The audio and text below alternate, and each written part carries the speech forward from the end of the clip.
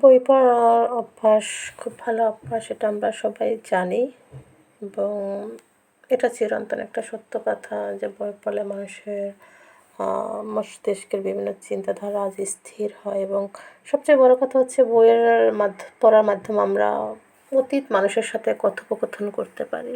মানে অতীত যারা মানুষ আছেন তাদের চিন্তা, তাদের ইচ্ছা, তাদের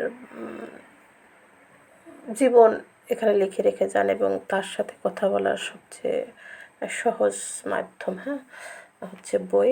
সে পৃথিবীতে থাকতেও পারে অথবা নাও থাকতে পারে। এমন বই আছে হাজার বছর ধরে সে বইগুলো আমরা এখনও পড়তেছি বা আমাদের হাতে আছে, বা এমন লেখক আছে যার সাথে আমাদের কখনো দেখা হওয়ার কোনো সুযোগ নেই, কিন্তু তার কথা আমরা জানি, বুঝি, মোহিত হই, অনুপ্রাণিত হই এই বইয়ের মাধ্যমে। তো সেক্ষেত্রে আমি আজকের এই ভিডিওটা করার একটা বিশেষ কারণ হচ্ছে যে আমার জগৎ তো বই পড়া হয়েছে, তার মধ্যে এই সফির জগৎ বইটা একটু অন্যরকম। যে এই বইটাতে আমি আসলে মন মগজ একই সুতায় আটকে গেছে। এটা একটা বিদেশি লেখকের বই, অনুবাদক বই। এই বইয়ের কাহিনী হচ্ছে একজন দার্শনিক এবং 14 বছর বয়সী একটা মেয়ের চিন্তাধারার আদান প্রদান, এবং সেটা চিঠির মাধ্যমে। দার্শনিক ওকে চিঠি পাঠাতো প্রশ্ন সমেত, আর ও তার উত্তর নিজে খুঁজে বের করতো। তো বইটা 540 পৃষ্ঠার একটা বই। আমি প্রায় গত 1 মাস আগে পড়তে শুরু করছি, কিন্তু আমি বইটা এখনও শেষ করতে পারিনি। মাত্র 75 পৃষ্ঠা পড়তে পারছি।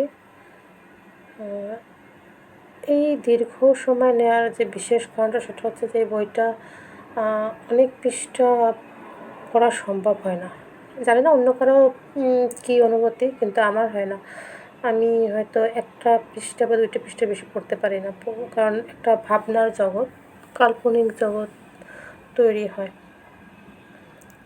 তো আমি এই বইটাকে নিয়ে বেশ কিছু যে কোট লিখে রাখছি। বইটা পুরো পড়া হয়ে গেলে হয়তো একদিনে সম্ভব হবে না।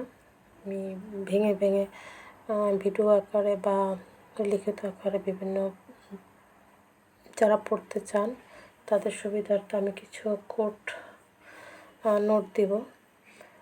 আর সবচেয়ে বড় বিষয় হচ্ছে যে এই বইটা মানুষকে যে চিন্তার জগতে নিয়ে যায়, জীবন এবং দর্শন, বাস্তব, অতীতকে একসাথে নিয়ে আসে। স্টেন গার্ডার ওনার অন্য কোনো বই আমার এর আগে পড়া হয়নি, এটাই প্রথম। জানি না এটা শেষ কিনা বা হয়তো এটা শুরু কিনা, কিন্তু এই বইটা আমাকে খুবই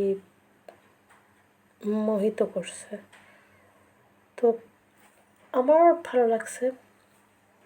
আপনারা চাইলে যদি সংগ্রহ থাকে বইটা পড়তে পারেন। যারা বই পড়তে চান বা পড়ার প্রতি আগ্রহী তাদের ভালো লাগবে, কিন্তু গতানুগতিক বইটা রসকসহীন একটা কাঠ